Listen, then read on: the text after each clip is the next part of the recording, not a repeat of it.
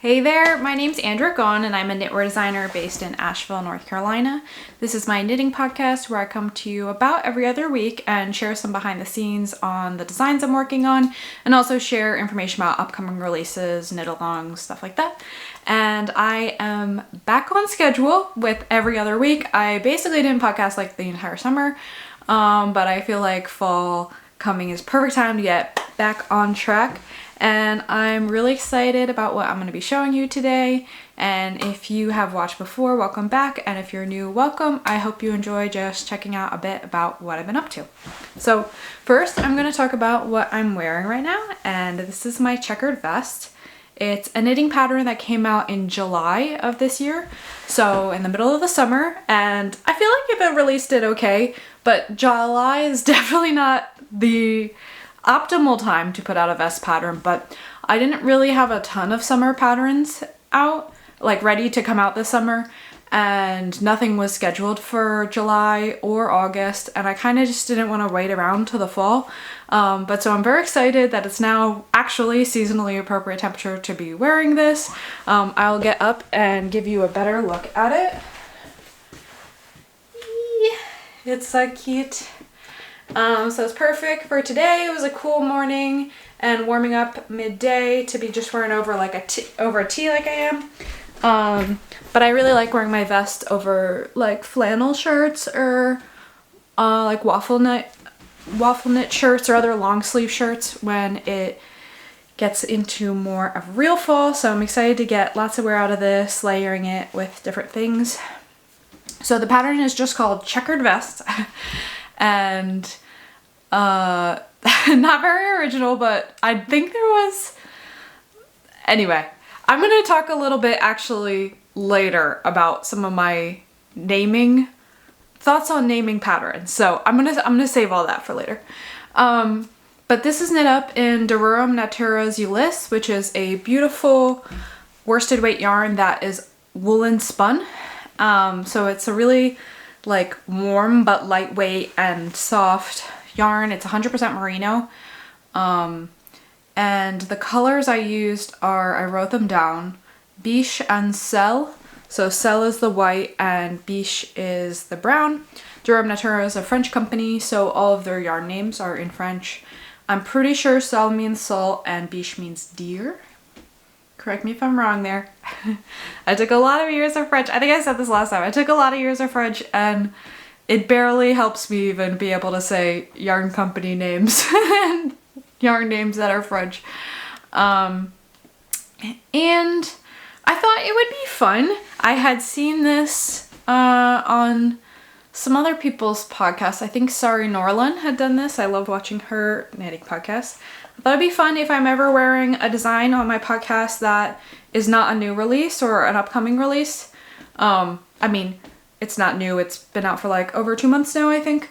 To have a little YouTube only sale on it. So I'm going to have this pattern on sale for anyone watching this YouTube video that sees the code for the next week. So today is the 17th. A Wednesday, so a week from there, but I'll put all the info up on the screen and the code is just going to be checkered15 for 15% off this pattern over the next week. And then I feel like it's just a little bonus if you're interested in what I'm wearing and want to knit your own. You get a little bonus discount code. Okay, so let me get into what I am actually planning on talking about for this podcast. The number one thing I want to spend some time talking about is the knit along that I am running alongside Nora Gaughan. Yes, I am Andrea Gaughan, and Nora Gaughan and I are no close relation, but we believe that we're distant cousins, but we have only met because of knitting world, and both being in the knitting world. And we had followed each other on Instagram and then met at Rhinebeck and both been mutually admiring each other's work, which is amazing because it's an honor to have had Nora admire my work. But of course, I feel like every knitter admires her work. She has, if you're not familiar with her, I'll link like her full Ravelry page below, as well as the specific pattern she did. She has been designing knitwear for decades and specializes in intricate and really creative cables, and has tons of gorgeous designs out. She also has done quite a bit with twisted stitches and other interesting textures. And everything she does is beautiful. She has several books out. So it was an honor to get to meet her and to decide together that we wanted to co-host a knit along, and it is called the Gone Along Knit Along. And it just began last Friday. And what we did is we each designed a pattern. Sorry, I'm repeating a little bit of myself last week, but I want to give a more thorough information about the knit along this week, this time. Okay, so last Friday we both released patterns that were based on the same cable motif from one of Nora's books. My pattern is called Réalta and hers is called Mohair. I will put pictures of them both up here. So as you can see, they're very different patterns, even though they started with the same kind of initial thought. One is a cardigan, one is a pullover. I kind of simplified the motif from the book down, and she kind of chopped it up and made it even a bit more complex. So I like that we kind of took it opposite directions. But the crux of the motif is that little star shape. I don't know, the picture's probably not there anymore. The little star shape that is inside the cables on Réalta. And Réalta is the Irish word for star, which is why I named my sweater that after the cable motif. And so the idea was we would design related patterns that would come out the same day and then do a knit along where people could knit either of our two patterns and participate. And that is currently going on. We have a active Slack channel in my Slack group, which has been really, really nice. I think there's like already a little over 50 people in there, and people have been very enthusiastic, introducing themselves, sharing what yarn they're going to use. We have quite a few people already knitting on and well on their way. But there is plenty of time to join. It is going to go all the way through the end of the year. So plenty of time to knit either sweater at a pretty relaxed pace over 3 months. The whole knit along is like 3.5 months. But also, if anyone is really enthusiastic and wants to knit both sweaters, there's enough time in there that you could actually knit both. Of course, no one is expecting that, but a couple of people have expressed interest, so we'll see if anyone does that. But all you need to do to participate is just knit one sweater or the other. We have collaborated a lot of parts of the knit along with our friends over at Kelbourne Woolens. Both of us used Lucky Tweed. I'll show a skein of that. Oh, I don't have it out. Let me grab a skein of the yarn just to show you the label.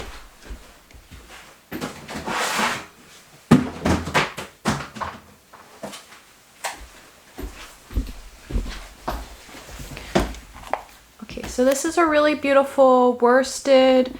It's like a heavy worsted or Aran weight yarn from Kelbourne Woolens called Lucky Tweed. And Kelbourne Woolens is a yarn company based in Philadelphia, where I'm from. I'm from the suburbs of Philadelphia.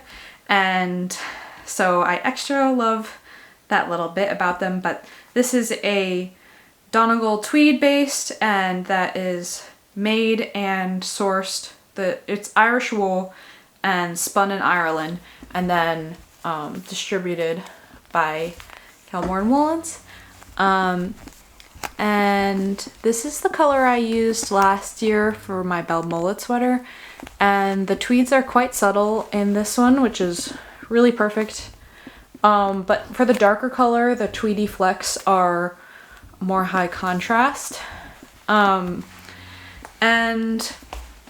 unfortunately, Kelbourne Woolens is running quite low stock on this yarn, which is the yarn both of us me and Nora both used for our designs. We did, I don't know how long low stock they were before, but we did before the knit along start sending people to their site to get the yarn. And there are definitely colors in stock, but I did notice most of the colors that are in stock are darker colors. Last time I looked, there was still some golden, which is the color I used in my sample of Réalta. But luckily this yarn is available from other yarn stores in the US. I don't want to say any right now because I'm going to double check the stock to be sure, but Kelbourne Woolens website is not the only place you can get this yarn. There's lots of local yarn stores that stock it. So if you hunt around and you're wanting to use the yarn we used, you can definitely still find it, but you just might have to do a bit more searching. But the folks at Kelbourne Woolens reached out to us and let us know what some good substitution options would be if folks still wanted to use Kelbourne Woolens wool from the Kelbourne Woolens website, which they might want to because they have kindly given us a discount code. So you can use code Gone Along. I think it's just Gone Along and not Gone Along Cal, but I will put that on the screen as well as below. And that was originally for 10% off Lucky Tweed, but because of the low stock, they have actually extended it to just be all their bases. So you could get a little creative and use some of their other bases to knit it. What they said is a really good option is Cricket, which Lucky Tweed is a I'm not gonna try to show you. I was gonna try to like pull apart the plies, but I don't need to do that. This is a 2-ply yarn and Cricket is a single ply yarn that is just a single ply of Lucky Tweed. So if you get Cricket and hold it double, it's like a perfect match. And you will need approximately the same number of skeins.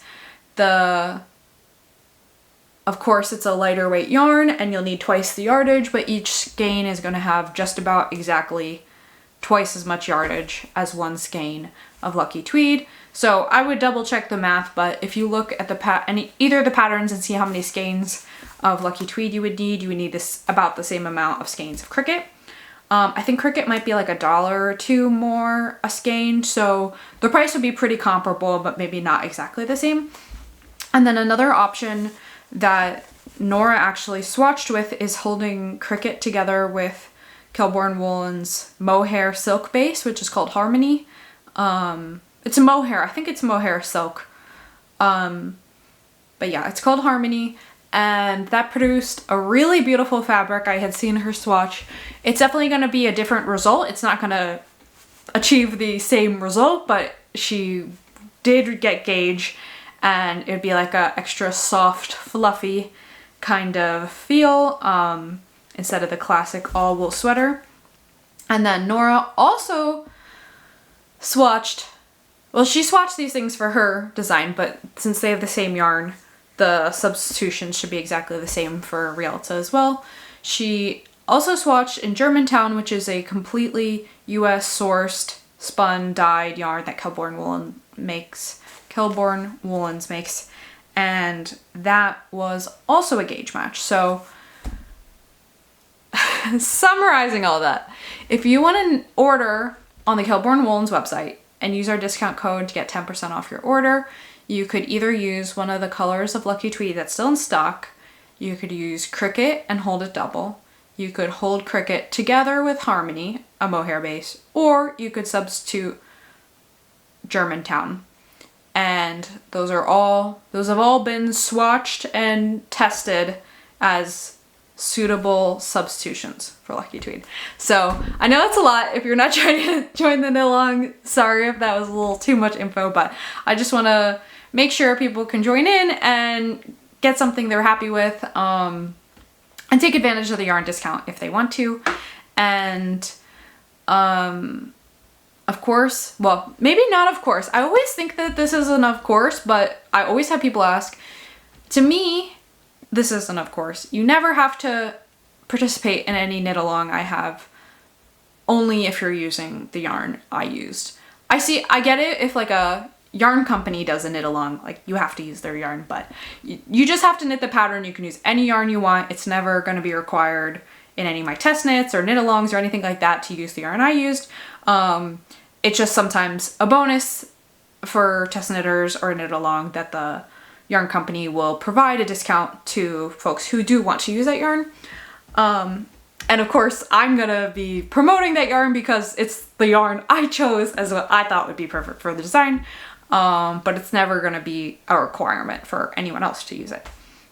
And speaking of my test knits, the tester showcase for Réalta is up, and if you have not ever checked out one of my tester showcases before, I highly recommend it. It is a thing I do with each release. I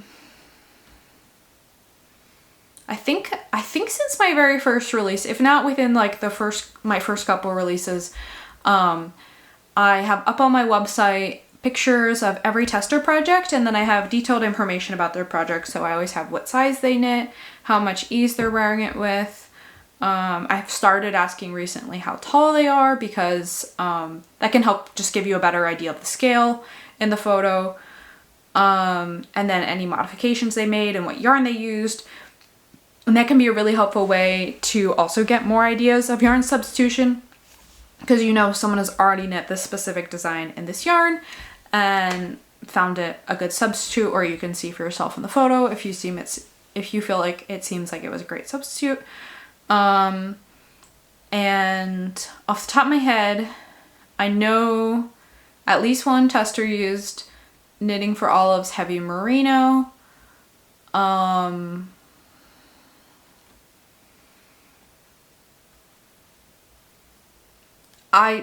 I'll link it below.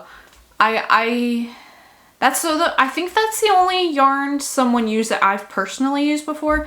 So I know people use, I'm pretty sure someone used Harrisville Designs Highland, which I've swatched with but never knit a full garment with yet. And then quite a few other yarns I've not personally used, so I'm kind of remembering them, but I don't want to say it wrong, like any of the names of the wrong bases. So I'm just gonna link that below. But it's, as I said, a heavy worsted weight or Aran weight, so there's lots and lots of wool yarn options out there, or wool blends, or acrylic, whatever is your preference. So the last thing I want to say about the knit along is that if you are knitting Réalta, please be sure you go into the chat. It's been really fun already, seeing everyone sharing their projects and getting to know people a little. But joining the chat is how you win one category of the prizes we have for the knit along, which is every other week. So the first time we're going to award these prizes is going to be next Friday. Yes, because that will be 2 weeks after the knit along began. Every other week, I'm going to randomly select one of the people who's been active in the chat over the past 2 week period, and they're going to win 2 free knitting patterns, one from any of my published designs and one from any of Nora's published designs. And so I think, I went through and counted how many times that will be, and I think that's going to be 7 times over the course of the knit along. I'll be awarding that, so a total of 14 free patterns we'll be giving out, and so both of us decided you'll just get a code and you can down whichever pattern of your choice, and the codes are actually going to be good through the end of 2026. So if you have like an upcoming release from either of us you're excited about, you could save it for that, or use for any published pattern of ours that we have currently available. And one, I think it's fun to have prizes along the way, because since the knit along is so long, we have end of knit along prizes, but that's not going to be for many months. So just to keep something fun going, and just to have a little incentive to have people keep checking in and sharing their progress along the way, because I really feel like that's what makes a knit along fun and help people stay motivated and not let the enthusiasm die down after the first couple weeks for getting in the chat and sharing with other people. So if you're knitting either, be sure you join the chat. All you can do, just introduce yourself, say a quick couple things about yourself, and then every once in a while, like if you do once every 2 weeks-ish, share a progress update, then you'll be eligible for each of those prize drawings. But of course you can just join in whenever you want to. Just extra incentive to get chatting with other knitters in the chat. Okay. And then our grand prize, is I feel like it's pretty dang good grand prize, is we have 2 different $100 gift cards to Kelbourne Woolens, and they are going to be awarded at the very end of the knit along, and those are going to be awarded to people who completed their sweaters. So one of the gift cards is going to go to someone who completed Réalta, and one of the gift cards is going to go to someone who completed Mohair. And I have a form to fill out that is linked in the TestKnit info page, which I'll just put a whole list of links. But the TestKnit info page is great because it has all these things I'm talking about, like the yarn discount, the pattern pages, everything is kind of gathered in one place. So I'm saying all this out loud, but all of this is going to be just repeated in that info page. There's a link to the Slack in there.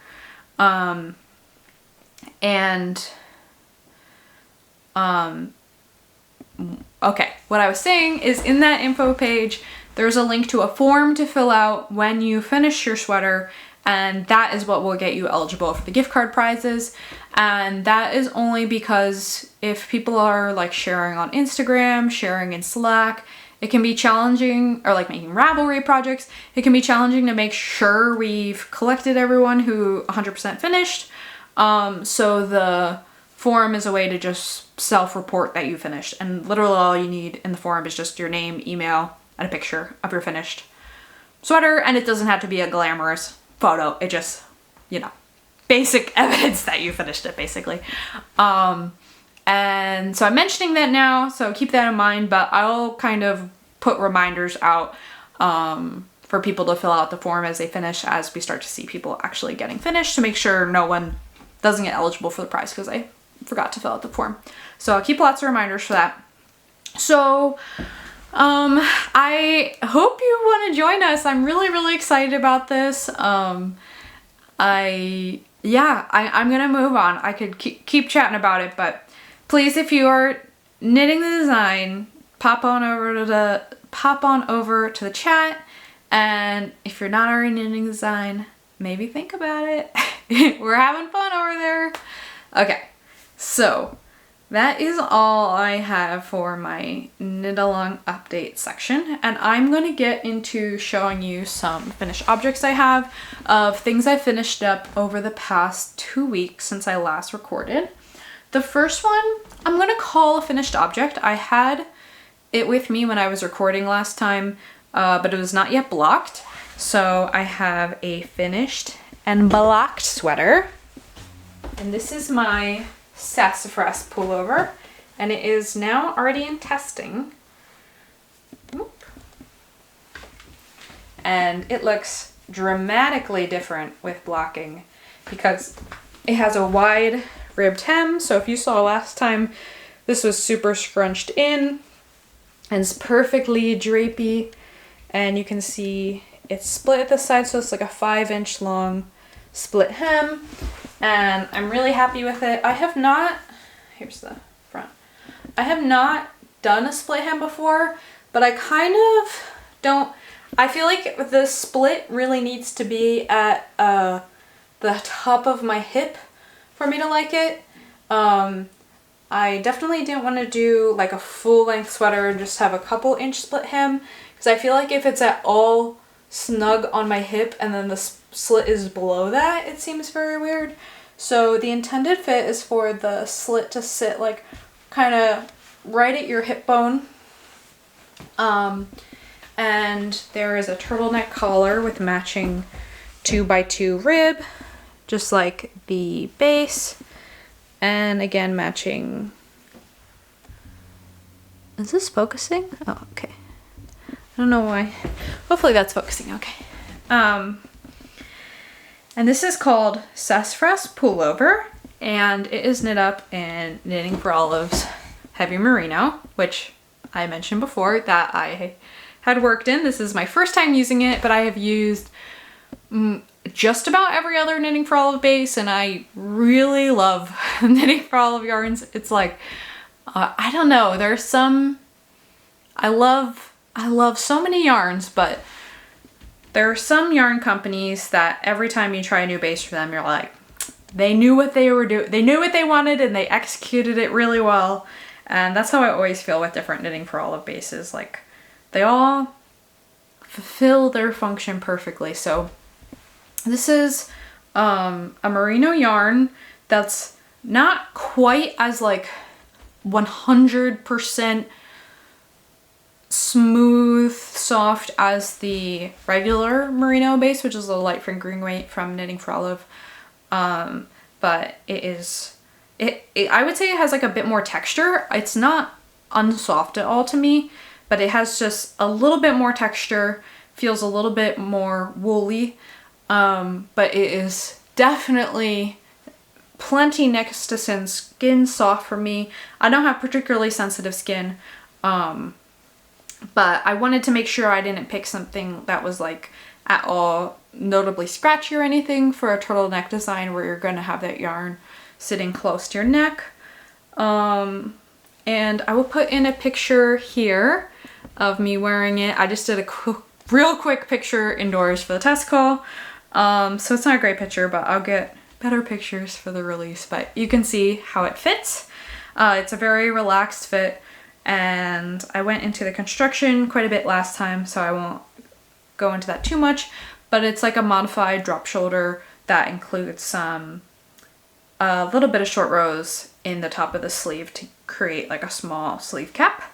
So it has a really good fit while still being real like boxy, and I feel like it's on the edge between like oversized and boxy. It's not super oversized. Yeah, so I'm really thrilled with this and how it turned out. I'm excited to see people zooming along in a test knit. I love worsted weight, stockinette. Like, you can get some real quick progress done, and some of the test knitters are. So I feel like there's gonna be finished sweaters popping up in the test knit like in not too long, which is exciting. But the test knit is going to go, I think, till either the very end of November or very beginning of December, and then this pattern is going to be released in early December, which will be hopefully perfect time for when it's getting real chills in the air, and perfect time to cast on a nice worsted weight sweater and be able to have it done with plenty of time to still wear it during this winter. And I usually am really good about weaving in my ends, but for some reason I blocked it without weaving in my ends. Usually I just do that beforehand so it's done with. So I'm making a note to myself to weave in these ends now that I'm looking at it again, because I don't want to go take my release photos and still have those ends in there. I think I weaved in just enough so that when I took the test call picture none were sticking out, but I gotta do my real end weaving in. But there's not that many, so note to myself. Okay, so that was my first finished object. And my second is a teeny little project that I did just on Saturday of last weekend. And it's very different than anything I normally do, but I'm really excited with how it turned out. And it is this sweet little coaster. And this is part of a design idea I had to do a little set of coasters inspired by Selbu mittens. I really love the aesthetic of Selbu mittens, but I've never knit one because I just know I'm never gonna wear a mitten. I maybe one day will put in the effort to make myself gloves. I might wear gloves, but I don't like feeling like I can't have use of my fingers, so I am very not a mitten person. I don't think I've worn a mitten since I was like a little child going out in the snow. But I love the intricate Norwegian and Scandinavian motifs and that get used in the mittens, and I got a very, very, very cool book that I'm like really just starting to get through, but there's a ton of information here about like the history of the style and the region that they're from, and I honestly have yet to read most of that, so I will get reading that, and then as I share more of the coasters with you, I will get talking more about it. But this is one of the books I've been looking at. It's called Selbu Patterns by Anne Bardsgard. You can see the name for yourself. And then I also got her book Selbu Mittens, but I had to get a digital copy, which I hate. I love having a physical copy of a book, especially like a reference knitting book. But it seems like that one has been out of print for a while, so I was not able to find a print copy and can't show you that one. But so she's the author of both Selbu Mittens and Selbu Patterns, and this one focuses on a lot of motifs being used in stockings, sweaters, vests, hats, all kinds of different garments. And then it contains tons of charts with different of the commonly used motifs, which include like variations on this kind of snowflake star pattern and flower patterns, and kind of goes into the different variations and the ways in which they're used, and I just think they're so beautiful.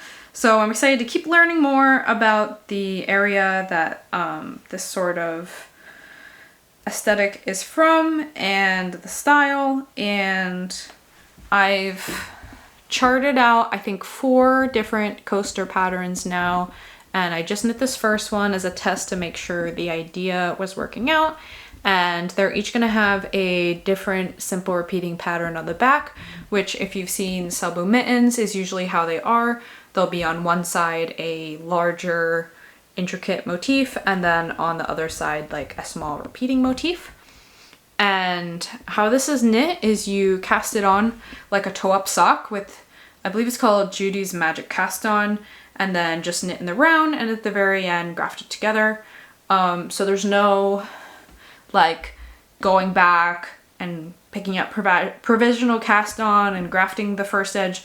Like it's very, I found it to be a very enjoyable process. Like it doesn't feel like there's a lot of finishing work. Like I said, I did this in a day. I think I probably knit for like a couple hours in the morning and a couple hours in the afternoon. I'm not sure exactly how many hours, but I was kind of like figuring it out as I went too. So I think the rest will be even faster.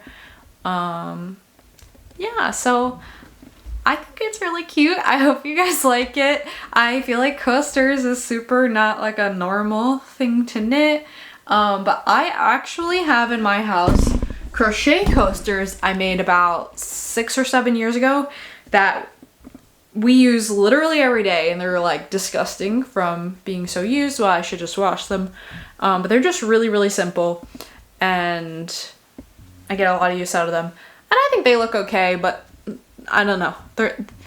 I was like, oh, it would be a cool thing because I do actually use them to like knit a version I really like. And these are really like squishy, which I think is fun. Yeah, so I will probably be knitting like a couple of weeks over the next couple weeks, and then have like a real quick test knit where I just have everyone knit at least one. And then my hope is to get this pattern out in maybe like early November, because I was thinking they would be really cute for gift knitting. You could either knit like 2, or you can knit like 2 of the same, or like I said, I'm gonna have 8 different charts. I think 8. I'll see what number I settle on. I have 4 ready to go, ready to knit up now, and I think I'm gonna aim to have 8 different ones. Yeah, so you could knit up all 8, you could pick your favorite 4 and make a little set of 4, you could pick your favorite 1 and make a bunch of versions of those, and I think it'd be a great like quick project or a great gift knit, and a great like Christmas timey kind of home decor although I will just leave mine out year round. And the yarn I'm using for this, I am really enjoying. It's my first time using it. It's called Jamieson's Shetland Spindrift, and it's a fingering weight yarn intended for, or commonly used for, Fair Isle colorwork, such as used in this. And it's really nice. It's quite woolly, and it has like a really nice grip to it that just holds the colorwork stitches really nicely in place. And you can kind of see there's like little woolly fuzzies coming out of it, which I really like. And the colors I used for this one are called Natural White, 104 Natural White, and 101 Shetland Black. And I want to do some different color ones, but a lot of the Selbu mittens and other Selbu patterns are knit in this really high contrast black and white, and it does an excellent job of showing off all the details in the motifs. So I'm gonna knit at least a black and white version of all of them, and then I did also get some colors that I was gonna knit some ones with colors too. So I got a lot of this yarn at a very nice local yarn shop called Friends and Fiberworks, and I think I ended up getting like $80 worth of yarn because I wanted to have different colors to play with. And the person at the counter was like, "Oh, what are you gonna knit with those?" I said, "Oh, some coasters." And I kind of, maybe it was in my head, but I kind of feel like they were like, "Why are you buying this much yarn for coasters?" It's like, I'm gonna knit a lot of coasters, okay? They're gonna be cute. So I got these colors. It's like a dark maroony red, forest green, and golden yellow. And I was gonna pick out whichever motif kind of seemed the most snowflakey. So probably not this one. I have another one that's more like the standard snowflake, and do like a set of 3 coasters that are all the same coaster with the 3 different kind of Christmassy colors. And I like that these are not like, to me, they're very Christmassy, but they're not so Christmassy that in late January it's gonna feel weird to have them in my house. I don't like doing a lot of like I like doing very light seasonal decor, but I don't go crazy with like Christmasifying the house or anything. And then I also got some more like pastel leaning colors, and there's a lot of flowery motifs used in the Selbu patterns, and I was going to do a set with one of the flowers and do it in different, more springy colors, just to show that you could knit some coasters that might look more year-round appropriate. Like I said, I'm gonna have the black and white ones be my normal year-round home decor, but I thought that would just show some options that it doesn't have to be like a Christmassy thing. Okay, so I will probably be, every time I'm doing one of the podcasts, have a couple more of those ready to go, which is my hope at least. And let me know if you're interested. Would you test knit coasters? Would you knit coasters? I like hand making home goods. I feel like I haven't done as much kind of more like home goods stuff, like for example coasters or blankets or pillow covers, or even like a bag, because I've basically just been nervous. Like I normally do garment patterns. Would people be interested in those things? Because I am mostly knitting things that I'm making into patterns. But I was just really excited about this, so I'm excited to have all my coasters. I hope other people are interested in it. But it'll be a little trial run, and then I did have some ideas for like doing other sets of coasters, maybe doing more like traditional Fair Isle, where there's like people use Fair Isle to mean stranded color work, or they will use it to mean the specific style of stranded colorwork from the Fair Isle region. And I'm meaning that like Fair Isle style where it's bands of motifs that change colors the whole way. I thought it would be cool to do like a set that has that, and then maybe like a set that has more contemporary like checkers and squiggles and smiley faces, or more like graphic things. But we'll have to see how the first one does. If no one buys a set of coasters, then this will be my only one, and then maybe I'll just make a couple of the other ideas for my own house. So yeah, tell me in the comments, would you knit a coaster? Do you think it's silly? Do you think other people would knit coasters? You guys gotta let me know. I'm getting a spam call. Okay. Up next, so that is it for my finished objects, and I now have one whip to show you, and I'm really excited about this one. I feel like at this stage of a sweater, which is maybe about 2/3 done, I tend to get a, oh, do I maybe actually hate this sweater thought? Like, even when it's not true at all. Especially because I kind of try to get myself to knit things pretty quickly to like be able to keep my release schedule how I want it and all that kind of stuff. I can sometimes get sick of a project at a certain stage, and then usually by the end I'm back on board when I see like the end is in sight. But basically that time when you've been knitting on it a long time but the end still does not feel in sight. But this is one of the rare projects where I am not having even a smidge of that. I'm just like, I love this. I'm having so much fun knitting on it, and I'm really excited to have it done so I can wear it. And this is the design I was describing last time and showed a previous version of that I frogged, but I now have it finished to the yoke and one sleeve finished, and now I'm working on finishing up the body, and then I'm going to do the second sleeve, of course. And this design is called Bergamot Pullover, and it is knit up in the very lovely yarns. Oh.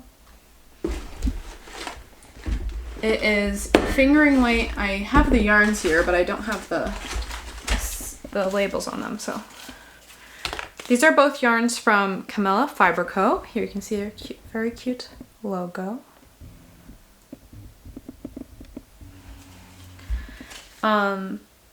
And the yarns I'm using are Serene Merino fingering, and then their silk mohair base, both in the color Thistle. And Camellia Fiber Co. is based in Nashville, Tennessee, which is only about, I think, maybe 4-hour drive from where I am in Asheville, North Carolina, which if you're not familiar with Asheville or Nashville, they are very easy to get confused, especially when speaking, because if you say, oh, I live in Nashville, it's really easy for the in and Asheville to blend together, and it sounds like, oh, I live in Nashville. So you gotta enunciate your in and Asheville to not get them mixed up, but they are actually quite close together for the US. At least I feel like 4 hours away for the US is pretty close together. And just last year, Nashville had their first Nash Fiber Fest, I believe it's called. And by the time I heard about it, I think I already had plans, or it was too short notice. But I would really like to go to that next spring, and hopefully I could go to their shop in person. I have not been to Nashville before. If I have, I was really young. I have like some family in Chattanooga, which is not that close, but I kind of feel like maybe when I was really little we went, but I don't have any memories of ever going to Nashville. So I'd really like to go, and now I have extra reason to check out more of their yarn in person. And let me see. Okay, I'm gonna try this one on for you. I'm gonna change, and I'll be right back. Okay, so here we are with it on. I'm just thrilled. I feel like the fit is so perfect, which if you heard me talking about this last time, shouldn't be that surprising because I did knit this entire sweater with a bunch of frogging and decide that the yarn was not the perfect match for it and redoing it from scratch with even some extra tweaks. So I'm glad. I feel like I've gotten to where I'm just very happy with the fit. And I did change to a folded collar with half twisted rib, which I feel like just makes a sweater look so put together and professional and nice, and it's really comfortable. I like the kind of like folded edge against your neck. I feel like it kind of feels extra comfortable for some reason as opposed to the bind off edge. And this is a really basic set and sleeve sweater. And you can see how there is a shaped sleeve cap that is worked with short rows. And let me stand up. So I think I have like 3 or 4 inches left before the ribbing. And the bottom ribbing is going to be half twisted rib to match the collar. And I feel like the sleeve's perfect. It's just like a little bit longer than wrist length, which is exactly what I like.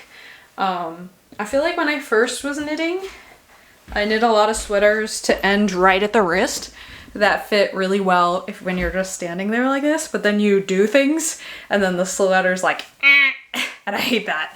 So I really like, see, already just bending my arm like this, it's like right at wrist length. But that means when I'm standing up, it's kind of like almost to like the base of my thumb. But then I feel like that means I can like move my arm around plenty and it's going to be actually at my wrist and not riding up my arm. And I believe I said this colorway is called Thistle and it's so pretty. I feel like, I don't know, this is probably super weird to say, but I feel like pretty wearing this. Like that is not, I don't know. I feel like I don't try to dress or present myself to be like, I'm pretty, but this feels just like a pretty color. And I'm really happy with it.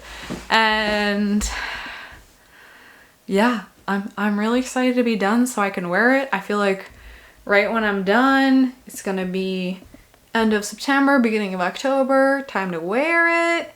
And I like to not wear designs on a regular basis until after I've taken the release photos, just to make sure the photos and when I take the photos, the sweater is in like pristine condition. But it'll be perfect weather to just take the photos really quick so then I can start actually wearing this on a regular basis. Yeah, so let me change back so I'm not wearing an incomplete sweater for the rest of this. Okay, and we're back. So, I'm just gonna go on a little tangent. I really like just like layering vests over a tee. This tee is from Target. And I feel like, do you guys ever have this? I feel like the neckline is just stretched out to where it's like floppy and looks weird. And I feel like if I'm wearing just the tee, I don't notice it. But since there's only the little bit of the neckline poking out of the vest right here, I feel like it's really noticeable. I don't know. It's just, is that a weird detail? Do you guys have necklines on tees that get floppy? I don't know if it's a very soft material, so maybe there's just like not a lot of structure to it. Anyway, I gotta find a tee that I like really love for wearing underneath my vest, and I feel like it would have maybe just like a little bit higher and more structured neckline, so I didn't feel like it was doing that floppy thing. But anyway, the last thing I wanted to say about the sweater I was just wearing, Bergamot, is that my plan is to have a test call next Friday for that. So if you are interested in test knitting for me, be sure you sign up for my newsletter. That is the very best way to make sure you hear about test calls when they come out. And usually I have my test calls open for about 3 days, and then the test note will start the following Monday. And my plan is for this to be a early January release, is my hope.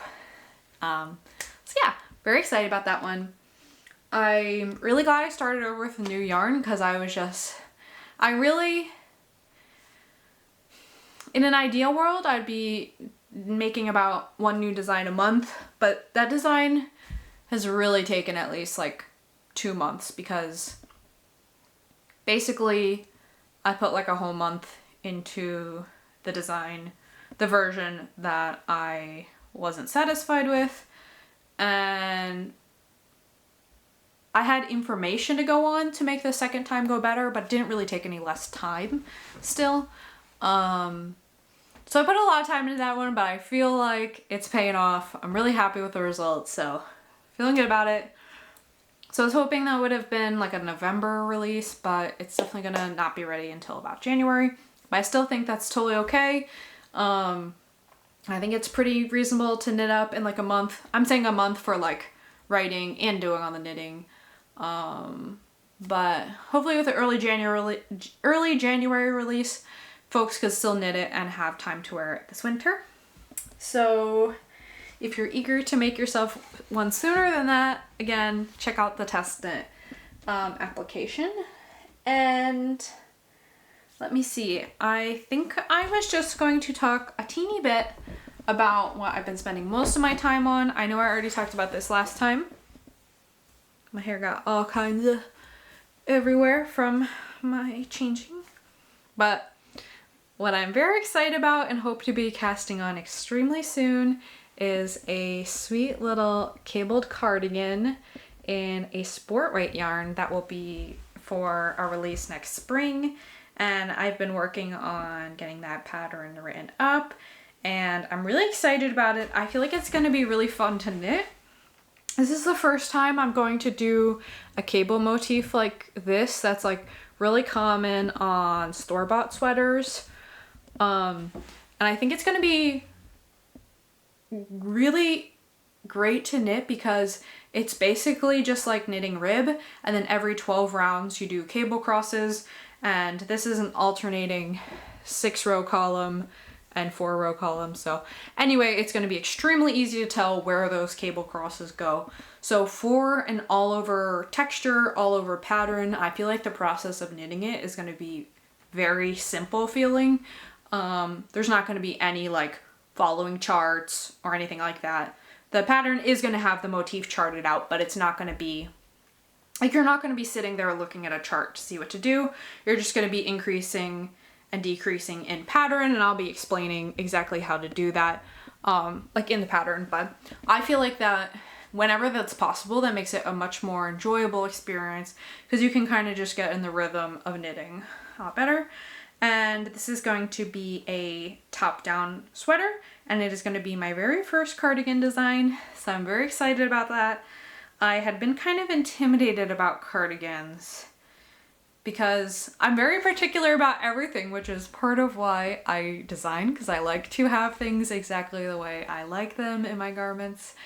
And pretty soon, just in knitting garments at all, I was like, I really want to make all the decisions. Like, if I was knitting someone else's pattern, I'm like, well, I'd really want to adapt so many things that I might as well just make my own pattern.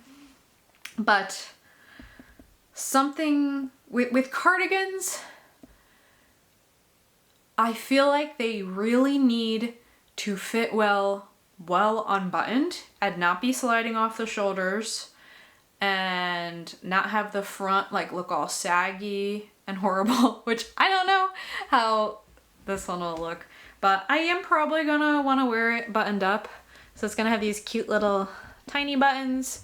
I'm probably gonna normally want to wear it buttoned up, but part of my design goal with this, and I think my whole plan is gonna work out, but we'll see as I actually knit it, is to make sure it's fully functional as a cardigan, that it looks really nice both buttoned up and unbuttoned, and stays on really well when unbuttoned. But it is going to be another set and sleeve design, and I feel like it's going to be crew neck and set and sleeve, and I feel like those are going to be really key to getting it to stay on the shoulders. I feel like wide necklines and drop shoulders, or maybe sometimes raglans even, are like the cardigans I find that don't really want to stay on your shoulders as well, but the set and sleeve combined with the crew neck, I think it will like sit atop your shoulders nicely, where your shoulders are really gonna hold it in place. So that's the kind of things I've been thinking about, and So I should be casting this on soon, and hopefully I will have a good bit of that ready to show you 2 weeks from now, next time I am podcasting. And thank you so much for sitting here and watching this. Please let me know again what you think about the coaster design. Honestly, let me know even if you're like, I never knit a coaster, because it doesn't have to be for everybody, but I do want to gauge, like, are 95% of people extremely not interested? But we'll see. It's good to try something different, do a little experiment, but yeah. And I am very excited to show you my finished Bergamot Pullover next week, next time I'm recording, hopefully 2 weeks from now, and the start of this next time. So until then, bye and happy knitting.